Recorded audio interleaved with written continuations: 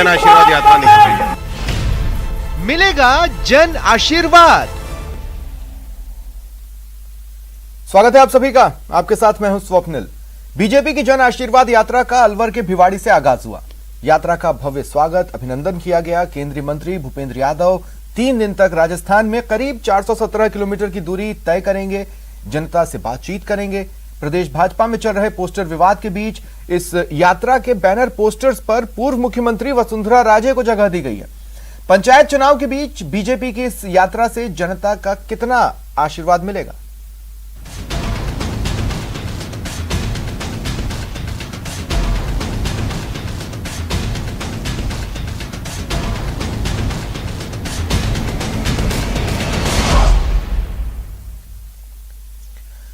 और मेरे साथ जो गेस्ट पैनल जुड़ रहा है, आपको इंट्रोड्यूस करवा देता हूं। कांग्रेस नेता आर तिवारी जी मेरे साथ जुड़ रहे हैं, बीजेपी नेता मुकेश पारीक जी मेरे साथ जुड़ रहे हैं और अवधेश आकोदिया जी वरिष्ठ पत्रकार हैं। आप सभी का स्वागत है न्यूज 18 राजस्थान पर।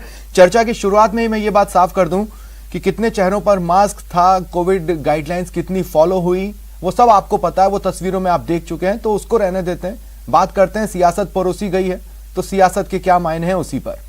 चलिए मुकेश पारीक जी, आपसे शुरुआत कर रहा हूं। मुकेश पारीक जी, बहुत सिंपल सा सवाल है, आशीर्वाद में क्या चाहिए?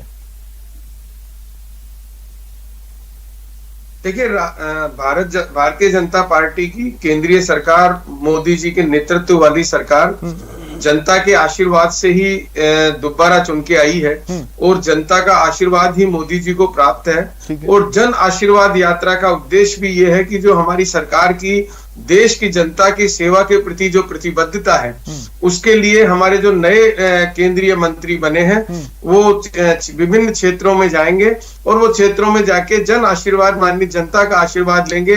केंद्र की योजनाओं के बारे में बात करेंगे, क्या मांगेंगे, योजनाएं बताएंगे, उनको क्या लाभ मिल रहा है।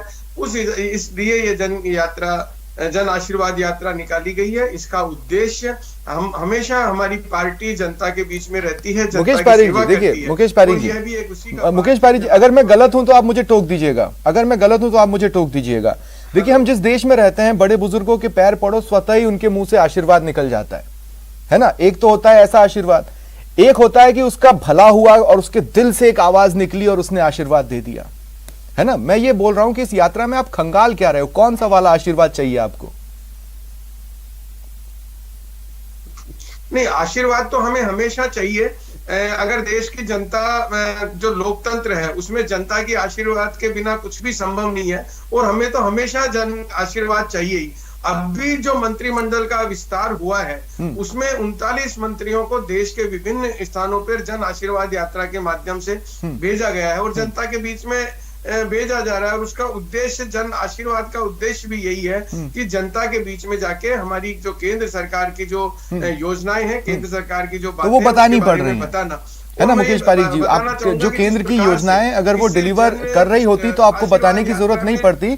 आपके कहने का मतलब यह है कि वो बतानी पड़ रही है कि भैया इस तरीके से डिलीवर हो रही है, इसलिए आशीर्वाद दे दो। नहीं, बतानी नहीं पड़ रही है। देखिए, दुर्भाग्य से जैसे कांग्रेस सरकार है राजस्थान में, और राजस्थान में आज स्थिति यह है कि कई ऐसी केंद्रीय योजनाएं हैं जिनका जितना लाभ मिलना चाहिए प्रदेश की जनता को उतना नहीं मिल रहा है। जैसे किसान सम्मान निधि की बात जब हम करते हैं तो उसकी जो सूची जो समय पर जानी चाहिए, जब एक तरफ अन्य प्रांतों में किसानों को दूसरी किस्त भी मिल जाती है और हमारे यहाँ पहली किस्त की सूची भी प्रॉपर वे में नहीं जाती है। तो इस प्रकार की ऐसी कई चीजें होती है जो आवश्यक है कि हमारे प्रदेश की जनता भी जागरूक रहे कि हमारी केंद्र की सरकार प्रदेश की जनता के लिए, पूरे देश की जनता के लिए क्या क्या ऐसी योजनाएं हैं जिनको राजस्थान की सरकार को भी लागू करना चाहिए। ठीक है मुकेश पारीक जी, अब मैं चर्चा को ओपन कर लेता हूं। चूंकि आपकी यात्रा थी इसलिए आपसे बातचीत शुरुआत करना चाहता था। आर तिवारी जी, मैं आपके पास आगे आऊंगा। अवधेश जी, मैं आपके पास आ रहा हूं। अवधेश जी, अब तक की तस्वीरों में सबसे चौंकाने वाला फैक्टर क्या दिखा आपको? देखिए स्वप्निल जी, ये जो पूरी की पूरी यात्रा है, बहुत कठिन सवाल आपने मुकेश पारीक जी से पूछ लिया था, वो उन्होंने गोल गोल घुमा के उसका जवाब दे दिया जैसा उनको देना चाहिए प्रवक्ता होने के नाते। ये जो पूरी यात्रा है इसमें कुछ भी दवा छिपा हुआ नहीं है, कुछ भी गोपनीय नहीं है। किस लिए निकाली जा रही है सबको पता है।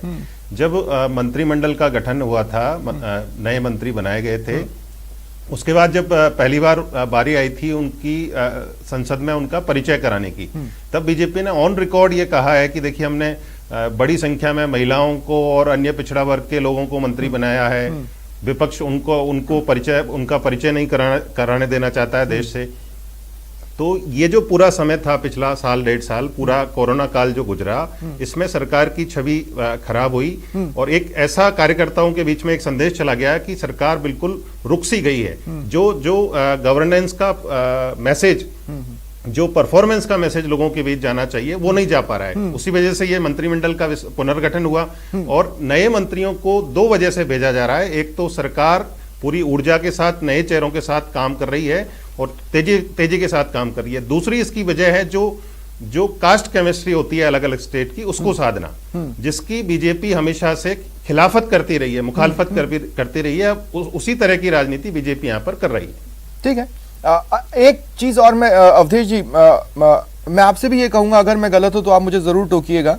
ये जो पूरा रूट मैप है ना, अब देखिए बड़ा हाईवे फ्रेंडली है, हाईवे पर चल रहा है। अभी जैसे मुकेश पारीक जी ने किसान सम्मान निधि की बात की, तो हाईवे से कटती पगडंडियों से घुसकर किसी गांव में घुस जाते और फिर आशीर्वाद मांगते। बड़ा सेफ सा रूट है। बिल्कुल बिल्कुल। देखिए जो हमारे राजनेता हैं बड़ा सेफ खेलते हैं, वो एक सांकेतिक रूप से काम करते हैं, डायरेक्ट कोई काम नहीं करते हैं। अब इसका नाम है जन आशीर्वाद यात्रा। अब आप कहीं भी जो कार्यक्रम हो रहे हैं उनको देख लीजिए, उसमें जनता कितनी है और कार्यकर्ता कितने हैं। तो इकट्ठे तो कार्यकर्ता ही हो रहे हैं आपके। आप जनता के किसके आप घर जा रहे हैं, किस तबके के घर जाकर आप पूछ रहे हैं? जनता तो अपने घरों पर है ना, आपने उनको बुलावा कोई भेजा नहीं है, तो वो क्यों आपके पास आएगी? एक वहां पर जैसा ट्रेडिशनली पॉलिटिकल एक इवेंट होता है, उसी तरह का हो रहा है। नेताओं के लिए मंच सजा है, कार्यकर्ता नीचे हैं, उनका भाषण हो रहा है। तो ये तो जिस तरह का नाम है उस तरह का कार्यक्रम तो हो नहीं रहा है। तो ये आपका एक पॉलिटिकल इवेंट है जिसके आपके मकसद हैं, जो सरकार के नए चेहरे हैं उनको इंट्रोड्यूस करना और उससे जो कास्ट केमिस्ट्री आप दुरुस्त कर सकते हैं उसको दुरुस्त करना। ठीक है। आर तिवारी जी, अब मैं आपके पास आ रहा हूं। जैसे ही इस यात्रा की घोषणा हुई, कांग्रेस की ओर से अटैकिंग बयान शुरू हो गए। प्रदेश की बात करूं तो मंत्री प्रताप सिंह खाचरियावास ने मजाक उड़ाया। मैंने उनसे भी एक ही सवाल पूछा था और मैं आपसे भी वही सवाल पूछना चाहता हूं। भाई, जनता का मूड है, आशीर्वाद दे दे या ना दे, आपको क्या प्रॉब्लम है? स्वप्निल जी, जले पे नमक छिड़का जा रहा है। देश इस समय भय, भूख और भ्रष्टाचार से पीड़ित है। हम एक दूसरे के सामने सच्चाई बोल नहीं सकते, उसको राष्ट्रद्रोह के मुकदमे में फंसा दिया जाता है। 2 करोड़ सालाना नौजवानों को रोजगार देने का वादा करने वाली सरकार 7 साल से 14 करोड़ की जगह 14 लाख लोगों को भी रोजगार नहीं दे पाई। आज हालात ये कि निजी क्षेत्रों की तो नहीं देगी ना जनता आशीर्वाद, छोटे धंधे खत्म हो रहे हैं। आज तिवारी जी, मैं ये बोल रहा हूं कि अगर ऐसी है, ये सब कुछ में पूरी तरह सच्चाई और उससे जनता त्रस्त है तो जनता आशीर्वाद नहीं देगी। यात्रा किस नाम पे निकाल रहे हैं? 25 रुपए का गैस सिलेंडर पे कल ही आपने दाम बढ़ाए। कांग्रेस के जमाने में 400 रुपए का गैस का सिलेंडर इनके सारे मंत्रियों को भारी पड़ता था। आज 900 रुपए का मेरी माँ बहनें कैसे खरीदेंगी? लकड़ियों से रोटियां बनाना शुरू हो गया देश के लोगों को। लाखों आदमी मारे गए कोरोना में, किसी के पीड़ित के घर जाकर के आंसू पहुंचने वाला भारतीय जनता पार्टी का नेता नहीं गया। अरे 303 लोगों का हमने संसद में बहुमत देखा है। 303 की सरकार है, कौन सा आशीर्वाद? पेट्रोल 65 नहीं, तो मैं आर तिवारी जी, आर तिवारी जी मेरी बात सुनिए, आर तिवारी जी मेरी बात सुनिए। मैं ये कह रहा हूं, वो आपसे तो आशीर्वाद मांग नहीं रहे। क्या वो कांग्रेस के दरबार में आके आशीर्वाद मांग रहे हैं? नहीं, वो जनता के दरबार में जा रहे हैं। जनता देख लेगी आशीर्वाद देना है कि नहीं। जनता कौन सी है? अवधेश जी कह रहे हैं ये सारे जो चेहरे दिख रहे हैं ये तो भारतीय जनता पार्टी के कार्यकर्ता हैं। जैसे बंगाल के उत्तर भारत के लोगों को ले जाकर के बंगाल की जनता बता दिया, उसका परिणाम निकला। अब की बार 200 पार की जगह 77 पे। फिर मत डरिए, मैं फिर कह रहा हूँ, अब गुस्सा क्यों हो रहा है? पार्टी का जो अहंकार है, इनके पास में जनता के बीच में जाए तो सही। ये तो हाईवे पे निकल रहे सारी रोड पर, और सारे नेता गदगद हो रहे ठीक है। हैं। करोड़ों रुपए का ठीक ये है। इवेंट है, ये अडानी अंबानी का पैसा लग रहा है, बड़ी बड़ी हजारों नहीं, 100 कंपनियां किलो तो की खाली मालाएं बैठी है ना पहन आपके रहे हैं। हिसाब से, यही सब स्पॉन्सर करते रहे, है ना? ठीक है, कोई दिक्कत नहीं। वैसे यही कंपनियां जब लोगों तक ऑक्सीजन पहुंचा रही हैं अपने स्तर पर, तब आप लोगों के मुंह से थैंक यू तो नहीं निकला, लेकिन ठीक है, ठीक है, कोई दिक्कत नहीं, कोई दिक्कत नहीं, कोई दिक्कत नहीं। आरआर तिवारी जी, भारत के लोगों के लिए कहाँ दी इन्होंने समय के ऊपर? नहीं, हाँ, नहीं, मैं बीजेपी की नहीं, मैं कंपनियों की बात कर रहा था। बहरहाल, मैं मुकेश पारीक जी एक बार फिर आपके पास आ रहा हूं। मुकेश पारीक जी, इनिशियली जब इस यात्रा की घोषणा हुई तो आपकी पार्टी की ओर से यह कहा गया कि जो हमारे नए मंत्री हैं, मतलब मोदी जी के नए महारथी, उनका इंट्रोडक्शन नहीं हो पाया देश के सामने, इसलिए हम ये जन आशीर्वाद यात्रा निकाल रहे हैं। अच्छा, मान लिया इंट्रोडक्शन नहीं हो पाया, ज्योतिरादित्य सिंधिया एमपी में यात्रा निकाल रहे हैं। कौन जो जिस स्टेट का है वो उस स्टेट में यात्रा निकाल रहा है, ये किस तरह का इंट्रोडक्शन है भाई? प्रदेश तो जानता है उनको। देखिए स्वप्निल जी, राजनीति में और जब केंद्र में हमारी सरकार है, जनता के बीच में किसी भी उद्देश्य को लेके जाना या जनता में बार बार जाना या जनता के आशीर्वाद के लिए जाना, मैं मानता हूं कि इससे अच्छी कोई बात नहीं हो सकती। इस यात्रा का तो स्वागत होना चाहिए प्रत्येक व्यक्ति के द्वारा कि एक केंद्रीय मंत्री जिनको नया कार्यभार दिया है, वो जनता के बीच में जनता के आशीर्वाद के लिए, अपने परिचय के लिए जा रहे हैं, ये एक अच्छी बात है। मैं यहाँ पर दो चीजों का जवाब देना चाहूंगा। आरआर तिवारी जी, हालांकि मैं आपकी इस डिबेट को इस जन आशीर्वाद यात्रा के अलावा अन्यत्र बात नहीं करना चाह रहा था, लेकिन जरूरी हो गया, आरआर तिवारी जी ने बोला इसलिए। इन्होंने एक बात बोली कि उसमें भीड़ कौन सी आ रही है, उसमें कार्यकर्ता है, तो इसका मतलब ये तो अच्छा संकेत है कि भारतीय जनता पार्टी में लाखों कार्यकर्ता है कि जो एक छोटी छोटी सी गांव में भी आप अगर उनको कार्यकर्ता बता रहे हैं तो इतनी भीड़ है, उसमें आप जनता मान ही नहीं रहे, तो क्या इसका मतलब हमारे पास लाखों करोड़ों कार्यकर्ता आप खुद मान रहे हैं कि नहीं, 2 सेकंड, बहुत अच्छी बात आपने कही मुकेश पारीक जी, इसी से एक सवाल उठ गया। देखिए, आपने बहुत अच्छी बात की। आरआर तिवारी जी 2 मिनट रुकिए ना, आरआर तिवारी जी 2 मिनट रुकिए, एक सवाल मैं पूछ रहा हूं। मुकेश पारीक जी, आपने क्या कहा?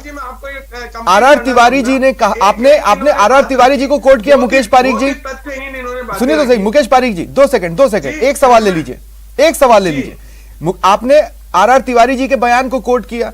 आरआर तिवारी जी ने ये कहा ना कि जेब पर भारी पड़ने वाला सिलेंडर हो चुका है, तो ये भी आप मान लीजिए। जब उनकी हर बात को कोट करना है तो ये मानिए आप, सिलेंडर महंगा है।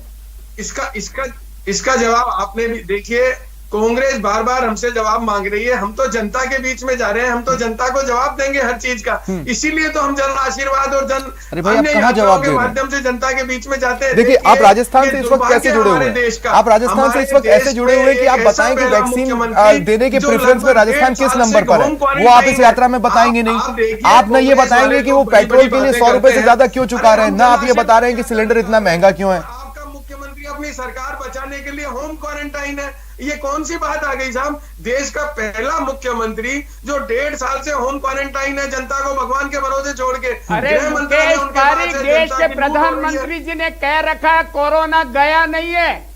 अशोक गहलोत जी ने कहा अगर मैं बाहर निकलूंगा तो कोरोना के नियम टूट जाएंगे। आज भारतीय जनता पार्टी के नेता कोरोना को बुलावा दे रहे हैं। अगर कोरोना फैल गया तो भारतीय जनता पार्टी कोरोना को बुलाने की जिम्मेदार होगी। ठीक है, हाँ, नहीं, ये सवाल तो है। नहीं, आरआर तिवारी जी, आप जो पूछ रहे हैं वही मैं भी, चलिए, मैं इस तरफ ले जाना नहीं चाह रहा था, लेकिन अब चूंकि ये इशू निकला है, मुकेश पारीक जी, तीसरी लहर की आशंका के बीच इतनी भीड़ होनी चाहिए? शिवसेना को महाराष्ट्र में डर लग रहा है कि ये तीसरी लहर का इन्विटेशन हो सकता है। जब सरकार, आप कल को ये कह देंगे जो हमारे कोरोना वॉरियर्स हैं, उनकी वो लोग भी तो बाहर निकलेंगे ना, वो लोग भी जनता की। मुख्यमंत्री का क्या एक है, मुख्यमंत्री अगर ये कह दे कि मैं इसलिए बाहर नहीं निकल रहा कि लोग मुझसे मिलने आ जाएंगे, नहीं तो अगर मान लीजिए एक शादी में मैं 1000 लोगों को इनवाइट कर लूं, आज हमारे तो प्रशासन को मेरे पर कार्रवाई नहीं करनी चाहिए, क्योंकि वो तो ओके। उत्तर प्रदेश के मुख्यमंत्री एक एक जगह जा रहे हैं, हॉस्पिटल्स में जा रहे हैं, लोगों की सेवा कर रहे हैं।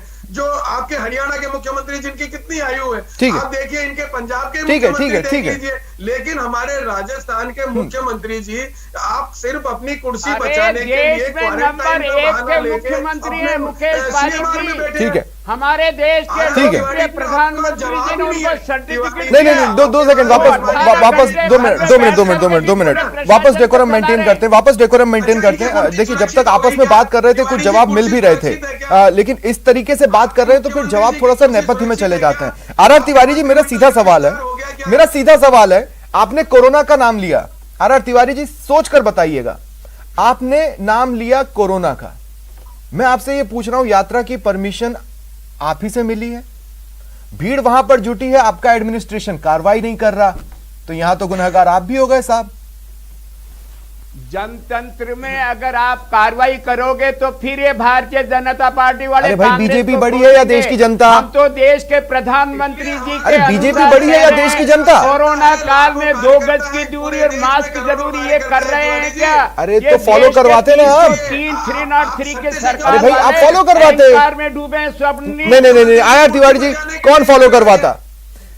स्टेट में कोविड प्रोटोकॉल फॉलो करवाना किसकी जिम्मेदारी है? पूरा देश फॉलो करता है। अरे पर अगर ये नहीं कर रहे तो इनसे फॉलो कौन करवाएगा? आप ना करवाएंगे, स्टेट में आपके एडमिनिस्ट्रेशन में आता है भाई। विदाई यात्रा होगी इनकी पूरे देश, आपने परमिशन दी है, आप कार्रवाई नहीं कर रहे, मैं पूछ रहा हूं क्यों?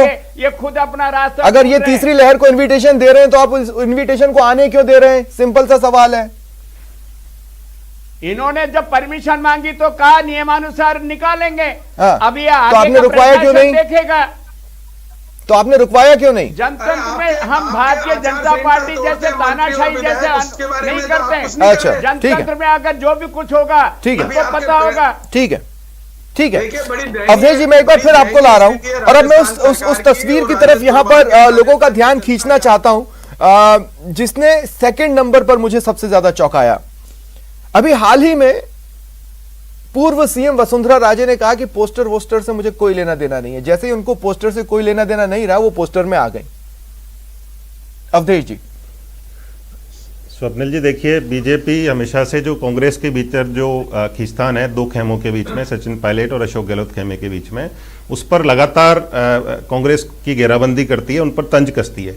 लेकिन भाजपा के भीतर जितनी खेमेबंदी है उसकी काउंटिंग करना मुश्किल है। इतने नेता मुख्यमंत्री की कतार में हैं, दर्जन भर मैं आपको अभी गिना सकता हूं। और जो नेता जन आशीर्वाद मांगने आए हैं वो भी उसमें शामिल हो गए, पहले भी शामिल थे, लेकिन उनकी जो दावेदारी है और पुख्ता हो गई है। तो उनसे पूछा जा रहा है कि आप मुख्यमंत्री की दौड़ में तो नहीं है। तो ऐसे नेताओं की लंबी फहरिस्त है। और जिस तरह के बयान, होता यह है कि जो जब चुनाव होते हैं उसके आसपास से इस तरह की खींचतान खेमेबाजी देखने को मिलती है, लेकिन जब से सरकार गई है भारतीय जनता पार्टी की, तब से ही इस तरह की खींचतान यहाँ पर देखने को मिल रही है। ये राजस्थान की राजनीति में बिल्कुल अप्रत्याशित है। तो ये किस तरह से आगे बढ़ेगी, ये जो यात्रा है उसमें भी इसका कोई योगदान होगा क्या? और किस तरह से जब 2023 में विधानसभा के चुनाव आएंगे, ये कहां जाकर ठहरेगी? और जो भारतीय जनता पार्टी कांग्रेस के ऊपर आक्रमण करती है खेमेबाजी को लेके, वो किस तरह से इस खेमेबाजी से निपटेगी? हाँ, तो मुकेश पारीक जी, आज पूर्व सीएम नजर आ रही हैं पोस्टर्स में, जबकि अब तक आपकी पार्टी ये बोलती रही कि भाई अभी तो फिलहाल उनके पास ऐसा कोई पोस्ट नहीं है, पार्टी संविधान के अनुसार उनका फोटो नहीं बनता। आज कैसे बन गया? स्वप्निल जी, आप कहें तो मैं 2 बात का जवाब दे दूं। पहले आपकी बात का जवाब देता हूं, बाद में अवधेश जी ने जो बात रखी है दोनों का ही देना चाहूंगा। पोस्टर्स में आज के जो पोस्टर्स आपने देखे होंगे उसमें सारे केंद्रीय मंत्रियों की भी फोटो है, हमारे राष्ट्रीय उपाध्यक्ष और पूर्व मुख्यमंत्री जी की भी फोटो है, और भी हमारे प्रदेश के प्रभारी जी की भी फोटो है, बहुत सारे उसमें फोटो है। ये यात्रा जो है ये जनता के लिए जा रही है, जनता के बीच में जा रही है, जनता के लोगों में ये पोस्टर्स लग रहे हैं, होर्डिंग्स लग रहे हैं। और जहां तक आपने इस होर्डिंग के प्रश्न है, हमारे सभी नेता, चाहे हमारे प्रदेश अध्यक्ष जी हो, चाहे माननीय वसुंधरा राजे जी हो, चाहे गुलाब जी हो, सबने पर्याप्त मात्रा में इसका जवाब दे दिया। तो मेरे ख्याल से अब इसमें कोई प्रश्न नहीं रह जाता है। अभी अवधेश जी ने एक बात कही कि कई मुख्यमंत्रियों की लंबी लिस्ट हो जाएगी। देखिए, भारतीय जनता पार्टी कार्यकर्ताओं की पार्टी है, और ये एक हमारा सौभाग्य है कि भारतीय जनता पार्टी में कई योग्य ऐसे कार्यकर्ता होते हैं कि आज विधायक के 200 टिकट देने होते हैं, लेकिन हमारे पास लाखों ऐसे कार्यकर्ता है कि जो विधायक बनने की योग्यता रखते हैं। लेकिन किसको विधायक का टिकट देना है, किसको सांसद का टिकट देना है, किसको मुख्यमंत्री बनाना है, ये सब हमारा केंद्रीय संसदीय दल तय करता है। और वो जो भी तय करेगा हमारे प्रदेश का मुख्यमंत्री वो उस वक्त ना मुंह ताकते रह जाते हैं जब दूसरे दलों से आए लोगों को आप टिकट दे देते हो। फिर ये सवाल बन जाता है कि उस जगह आपके उन लाखों काबिल लोगों में से किसी की जगह नहीं बन पा रही थी क्या? मुख्यमंत्री की क्षमता रखते हैं, इसलिए कांग्रेस को भ्रम हो जाता है, कांग्रेस को दिक्कत हो जाती है, क्योंकि कई बार क्या होता है कांग्रेस के बाद अभी दो नाम चल रहे हैं कि मैं आर तिवारी जी आपसे भी इसी से जुड़ा सवाल पूछना चाहता हूं। मैं आपसे ये पूछना चाह रहा हूं कि देखिए एक काफी लंबे वक्त तक तो खेमेबाजी जो आपकी पार्टी में है उससे आप इनकार करते रहे, लेकिन एकाएक पूरे प्रदेश ने ऐसी तस्वीरें और ऐसा घटनाक्रम देखा कि पता चला मीडिया ही सच बोल रही थी, कांग्रेस नहीं। अब स्थिति यह है कि बीजेपी की स्थिति पर तो आप तंज कस रहे हैं। आज जब अगर आप जन आशीर्वाद लेने निकलेंगे तो यही गुटबाजी कहीं आपको तो भारी नहीं पड़ेगी? ठीक है, आप उस जन आशीर्वाद नाम से नहीं निकलेंगे, आप अपना एक कांग्रेस पार्टी का एक उस रैली को, उस यात्रा को नाम दे देंगे, जो भी नाम देना हो, लेकिन क्या वो हिम्मत आप जुटाएंगे? ऐसा कुछ नहीं है स्वप्निल जी। कांग्रेस खुली किताब के जैसे काम करती है, यहाँ बंद कमरे जैसी राजनीति नहीं होती है। हम तो कह रहे हैं राष्ट्रपिता महात्मा गांधी के जमाने से कांग्रेस में आंतरिक लोकतंत्र है, हार जीत का फैसला खुली किताब से होता है। हमारे यहाँ ऐसा नहीं होता बंद कमरे में आरएसएस ने कह दिया वही फैसला होगा। आज लाल कृष्ण आडवाणी जी, मुरली मनोहर जोशी जो भारतीय जनता पार्टी तिवारी जी फिर एक बात बताइए, आर तिवारी जी फिर एक बात बताइए, पिछले साल दिल्ली में या सीएम बनाते वक्त दिल्ली में एआईसीसी के कार्यालय में बैठकर या सोनिया गांधी जी के आवास पर बैठकर दो लोग चर्चाएं क्या करते थे? अगर बंद कमरों में डिसीजन नहीं होते तो फिर वहां चर्चाएं क्या हो रही थी? समस्या ये है हमारे यहाँ क्या है, नेतृत्व क्षमता 2018 के चुनाव के एंड में जब आपको सीएम चुनना था तो फिर बंद कमरों में चर्चाएं क्या हो रही थी? इनके यहाँ नहीं आता। मैं फिर कह रहा हूँ हमारे यहाँ केवल सोनिया गांधी हमारी नेता है, वो जो फैसला करती है पूरे देश का कांग्रेस का सम्मान करता हूँ। ठीक है, समस्या है हमारे अनुशासित पार्टी है। और जो चलिए मुकेश पारीक जी मैं आपको रोक रहा हूँ, समय की बाध्यता है, मैं बहुत अंतिम मोमेंट पर आ चुका हूँ इस डिबेट में, और इसीलिए मेरा अंतिम सवाल रहेगा अवधेश जी आपसे। अवधेश जी मैं माफी चाहता हूँ इस हंसी के लिए, लेकिन अवधेश जी मेरा सवाल बेहद सिंपल है। जन आशीर्वाद यात्रा को अगर हमें यह देखना हो कि यह सफल रही या असफल रही, उसके लिए देखने तो चुनाव ही पड़ेंगे। कौन से वाले चुनाव को देखें? 2022 वाले, 2023 वाले या 24 वाले? बिल्कुल बिल्कुल स्वप्निल जी, देखिए इसीलिए आपने जो पहला बहुत छोटा सा सवाल पूछा था उसका बहुत गोल गोल घुमा के मुकेश पारीक जी ने जवाब दिया था। आप जनता से आशीर्वाद मांग रहे हैं, तो किस बात का आशीर्वाद मांग रहे हैं? आपको 2019 में इतना प्रचंड आशीर्वाद मिला तो है, और जनता मान लीजिए आपको, आप मांगने जा रहे हैं, जनता आपको आशीर्वाद देना चाहती है, तो आशीर्वाद कैसे देगी, कब देगी? चुनाव तो अभी दूर हैं, स्टेट असेंबली के चुनाव भी दूर हैं, और केंद्र के चुनाव तो उससे भी आगे होंगे 6 महीने बाद। तो जनता के पास मौका कौन सा है, किस तरह से जनता आपको आशीर्वाद दे? इस कार्यक्रम जब आपने बनाया था, इसकी रूपरेखा बताई थी जी, तो आप ये भी बता देते साथ में कि जनता किस तरह से, किस मौके पर किस तरह से आशीर्वाद दे, किन शब्दों में दे। बहुत बहुत शुक्रिया आप तीनों का मेरे साथ जुड़ने के लिए और तमाम बातचीत के लिए। फिलहाल इतना ही, नमस्कार।